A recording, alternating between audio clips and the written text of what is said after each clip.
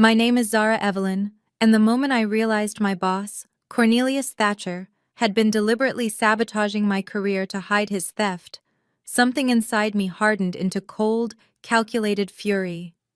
It was 5 p.m. on a Friday when he dropped a thick manila folder onto my desk with that familiar smirk, informing me I had until Monday morning to complete what should have been a 3-month, comprehensive market analysis. The way his wife, Oilia, watched from the conference room, her predatory eyes locked on me through the glass wall. Should have been my first warning, but I was too busy calculating the sheer impossibility of the task, too focused on the mathematical certainty of failure to understand that failure was exactly what they wanted. Cornelius had mastered the art of weaponizing deadlines, assign the impossible, watch the employee scramble and break, then use the inevitable collapse as legal justification for termination, clean and efficient. What I didn't yet know was that he'd done this to 7 other people over the past 2 years, each firing perfectly timed just after major client payments mysteriously disappeared from company accounts. Before I explain how I turned his own trap into his complete destruction, take a moment to tell me in the comments what you would have done in my place. Because what I'm about to share changed everything I believed about justice, and you need to hear how desperation can be reshaped into the most beautiful revenge.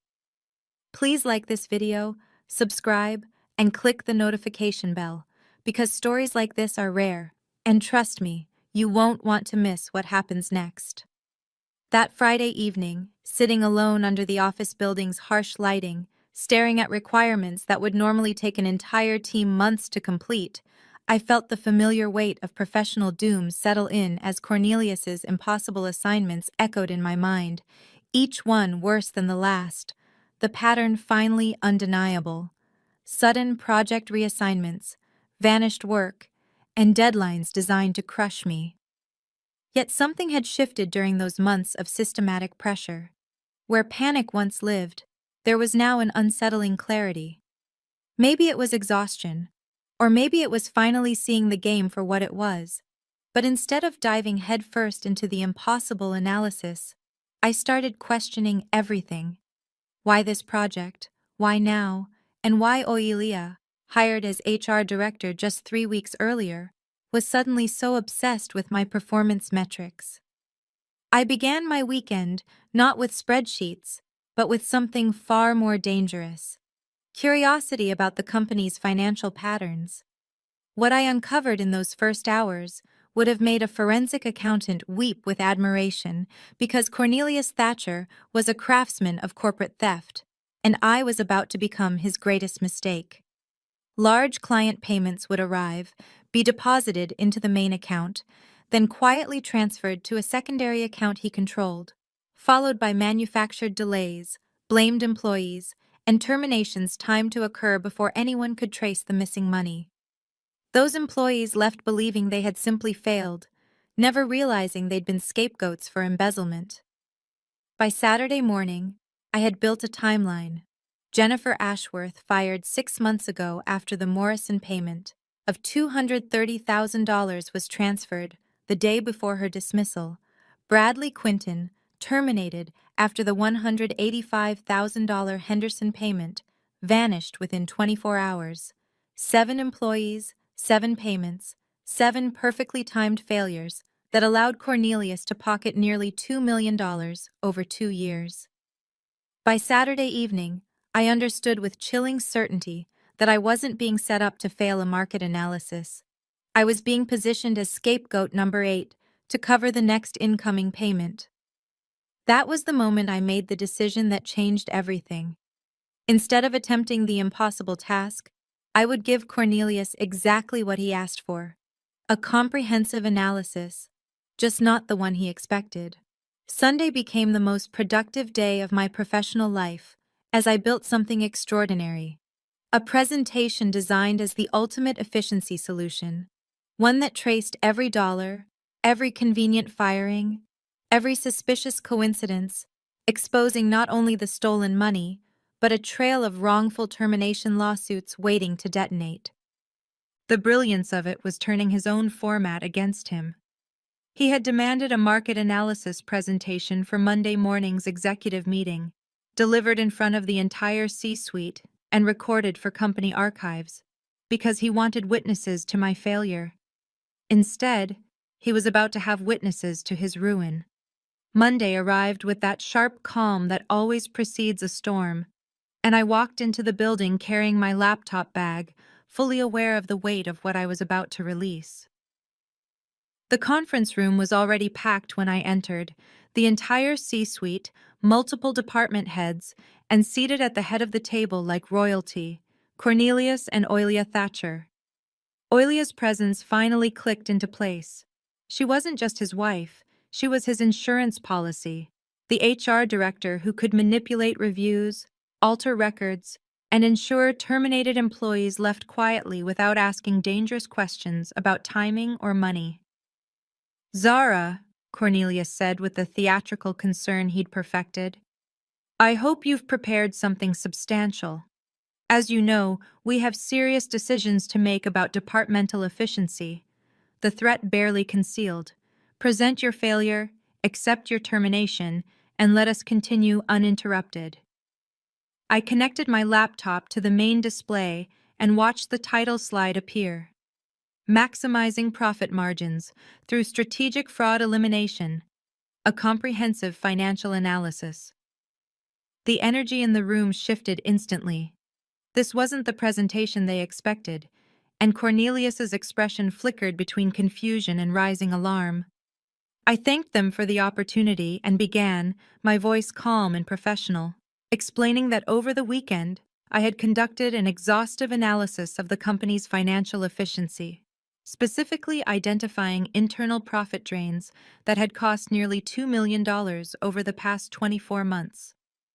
The first slide revealed a timeline of major client payments aligned with employee terminations. Every data point meticulously documented with dates, amounts, and transfer records. And I watched the color drain from Cornelius's face as he realized that his insistence on a public, recorded presentation was becoming permanent evidence of his own destruction. Advancing to the next slide, I pointed out the striking correlation between large payments and sudden performance issues leading to termination, noting the statistical probability of such a pattern occurring naturally was approximately 0.003%. Oilia attempted to interrupt, rising with manufactured concern about presentation protocol. But CEO Harrison Blackthorne silenced her with a gesture, his attention locked on the screen as understanding dawned in his eyes. The following slide detailed the account transfers, complete with routing numbers, timestamps, and the secondary account Cornelius had so carefully concealed, the result of my Sunday spent tracing every transaction into an evidence chain prosecutors would savor. I explained that the elegance of the scheme lay in its psychological manipulation, employees conditioned to believe they'd failed professionally, when in reality they'd been selected as disposable scapegoats to justify termination and prevent discovery of embezzlement. Cornelius stopped trying to hide his panic, repeatedly glancing at the recording equipment, fully aware every word was being preserved for the legal proceedings to come. The room had fallen into total silence except for my voice, methodically dismantling 2 years of carefully engineered theft as I showed completed deliverables, backdated performance reviews altered by Oilia, and the systematic selection of employees immediately after major payments arrived. 7 employees, terminated under identical circumstances, each coinciding with vanished funds ranging from $120,000 to $315,000. CFO Patricia Wyndham was already scribbling furiously, calculating wrongful termination exposure, criminal liability, and reputational fallout, but I wasn't finished. The final section revealed something that chilled even me when I uncovered it. Cornelius had been preparing to scale up. My weekend assignment wasn't just about covering another theft. It was about positioning me as the scapegoat for his largest score yet, the Meridian Industries contract worth $4.7 million scheduled to pay out Tuesday morning. He had planned to blame the entire loss on my failure, terminate me Monday afternoon, and disappear with enough money to retire comfortably. Instead, he sat trapped in a room full of witnesses, watching his entire operation exposed using his own words, his own format, recorded for posterity. The psychological warfare he'd perfected now turned back on him with surgical precision. I ended with a final slide showing the truth. Financial impact. Not only the stolen funds, but the cost of replacing 7 talented employees, the looming lawsuits, the criminal charges, and the lasting damage to the company's reputation. My recommendation, I said, meeting Cornelius's eyes as his world collapsed in real time, is the immediate implementation of fraud prevention protocols, a full forensic accounting review, and direct coordination with law enforcement to recover stolen assets and prevent future theft. The silence that followed was exquisite. Harrison Blackthorne broke it first, his voice heavy with the realization that his company had been systematically looted right under his watch. "Cornelius," he said, "I need you and Oilia to remain here while we contact legal and our external auditors." What happened next, however, exceeded even my most ambitious expectations of how completely someone could destroy themselves through sheer arrogance. Instead of staying quiet or attempting damage control, Cornelius made the fatal choice to double down. "This is absurd," he sputtered, jabbing a trembling finger in my direction. "You're trusting someone who couldn't even finish a simple weekend assignment." Zara clearly fabricated these documents to cover her own incompetence. The executives exchanged razor-sharp glances. He was still trying to run his original playbook, even with the evidence of his crimes glowing behind him on the wall. "Actually," I replied calmly, lifting my phone, "everything I've presented came directly from your own computer files and company servers. I documented every access point, every timestamp, every source. Would you like me to walk through the exact folders where the evidence lived?" Oilia finally spoke, desperation sharpening her voice. "This presentation violates confidentiality protocols. Zara accessed sensitive financial data without authorization. Authorization that was explicitly granted when Cornelius assigned me to analyze company efficiency," I answered smoothly, adding that he'd insisted I use any resources necessary to complete the task. I then displayed the email chain where Cornelius himself authorized my access, practically demanding I dig as deep as possible to complete his impossible assignment. His own words now formed the legal foundation of my case, and the irony was not lost on anyone in the room. He had handed me the keys to uncover his crimes and then demanded I present them publicly. CFO Patricia Wyndham leaned forward, her expression hard. "Cornelius, I need immediate access to the secondary account referenced in this presentation." "I don't know what account she's talking about," he lied, his voice cracking. "Account number 8412936577 at Hartwell Regional Bank," I recited from memory. "Opened 18 months ago using your social security number and personal identification. Current balance approximately $1.8 million as of Friday's transfers." The room erupted into controlled chaos as urgent calls went out to legal, forensic accountants, law enforcement, and the board. Everyone suddenly had somewhere to be, except Cornelius and Oilia, who sat frozen like specimens under glass. The most satisfying moment came when Patricia ended her call and looked directly at him. "The account has been frozen pending investigation. Bank security footage shows you making deposits that align exactly with the dates in Zara's presentation." That was when Cornelius finally grasped the full scope of his destruction. Not just the theft, but the conspiracy he'd built with his wife, the 7 careers he'd ruined, the millions in lawsuits ahead, and the criminal charges that would shadow him for life. Oilia made one last desperate attempt, claiming it was all a setup and that I'd been planning the attack for months with former employees. But I calmly opened another file and displayed emails between Cornelius and Oilia from before her official hire, outlining their plan to systematically remove senior staff and replace them with her relatives and friends. My termination, I explained, was meant to clear the way for Oilia's sister Genevieve to take my role, continuing a pattern repeated across departments. 7 terminated employees, I concluded. 7 new hires, all personally connected to Oilia. The nepotism alone warranted investigation, but combined with the embezzlement, it revealed a picture of comprehensive corporate fraud. Harrison Blackthorne stood up, his decision unmistakably final. Security, please escort Cornelius and Oilia to separate offices. They are not to communicate with each other or access any company systems. Legal will coordinate with law enforcement regarding the formal arrest process. As security moved in, something in Cornelius shifted, the frantic denial evaporating and giving way to a cold, focused rage aimed squarely at me. You think you're clever, don't you? You have no idea what you've done.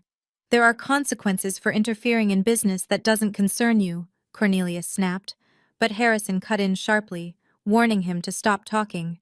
Cornelius was already past reason. She's destroyed everything, he ranted. 2 years of careful planning, millions in secured funds, a perfect system that hurt nobody. Nobody. I stood then, my voice carrying 2 years of bottled fury. Jennifer Ashworth suffered a nervous breakdown after you fired her, I said. She believed she was incompetent, that she'd failed at everything. Bradley Quinton is still unemployed because you destroyed his professional reputation. 7 people absorbed the failure you manufactured, believing they weren't good enough, when their only mistake was standing in your way when you needed scapegoats. That truth struck him harder than any legal consequence ever could. For 2 years, he'd convinced himself his victims deserved what happened, that he was simply a superior strategist, outmaneuvering weaker players. Confronting the reality that he'd destroyed innocent lives for money was something he'd never allowed himself to face. As security escorted them out, Oilia shot me a look of pure hatred. This isn't over. Yes, I replied evenly. It absolutely is. The conference room cleared, leaving only Harrison, Patricia, and me. Damage control, legal strategy, and a full audit awaited them. But before plunging into crisis mode, Harrison looked at me with an expression I'd never seen from senior leadership before. Respect, Zara. What you did today saved this company from total financial collapse. The Meridian payment alone would have bankrupted us once the fraud surfaced. Your weekend work prevented catastrophe. There's more, I said quietly. The secondary account wasn't Cornelius's only hiding place. I uncovered offshore accounts, shell companies, and a network that extended far beyond our organization. This was never going to stop at 7 employees or $2 million. Patricia's phone rang instantly, and she went pale when she saw the caller ID. Meridian Industries, she said. They're probably calling about the payment schedule. Answer it, Harrison replied grimly. We need to begin the disclosure process now. As Patricia explained the internal fraud on the call, I felt something fundamental shift in my professional identity. I was no longer an employee struggling to survive impossible deadlines and manufactured failure. I had become someone capable of dismantling complex criminal conspiracies with nothing but persistence and analysis. The aftermath unfolded with brutal efficiency. Law enforcement arrived within the hour, armed with the evidence I'd compiled, while forensic accountants flooded the systems, uncovering even more than I'd initially found. The 7 terminated employees were contacted and offered not just reinstatement, but compensation for the damage done to their careers.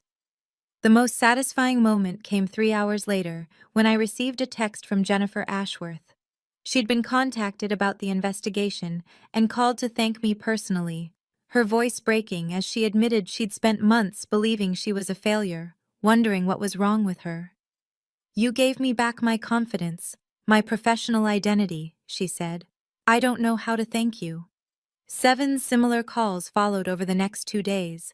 7 people learning that their failures had been engineered by criminals, not personal inadequacy. The legal process moved with rare speed, the evidence so thorough and meticulously documented that Cornelius's attorneys advised immediate plea negotiations instead of trial. The offshore accounts I uncovered escalated the case to federal charges, transforming a corporate embezzlement scandal into an international financial crime investigation. Oilia tried to plead ignorance, claiming she'd been manipulated by her husband, but the email trail exposed her as an equal partner in both planning and executing the fraud, and her attempts to replace terminated employees with family members proved clear premeditation and conspiracy. 6 months later, I sat in a federal courtroom watching Cornelius Thatcher receive a 15-year sentence for financial crimes, conspiracy, and racketeering, while Oilia was sentenced to 12 years for her role. The stolen money was recovered and returned to the company, along with penalties that funded a major expansion, but the most meaningful change was personal. Harrison Blackthorne offered me Cornelius's former position as department head, with triple my previous salary and full autonomy, and the weekend meant to end my career, instead elevated me beyond anything I'd imagined. The 7 former employees received substantial settlements and new opportunities, either returning in senior roles or moving on stronger elsewhere. Jennifer Ashworth was promoted to senior analyst, Bradley Quinton became our new client relations director, and all of us learned the critical difference between genuine failure and manufactured destruction. Real challenges create growth and learning, while artificial failures designed to serve someone else's criminal agenda create only psychological harm and self-doubt. Looking back, Cornelius's greatest mistake wasn't just the embezzlement or the fraud, but believing intelligent, capable people would accept failure without questioning the conditions that produced it. He relied on desperation overriding analysis, on victims internalizing blame instead of examining patterns, and instead he encountered someone who responded to impossible deadlines, not with panic, but with curiosity.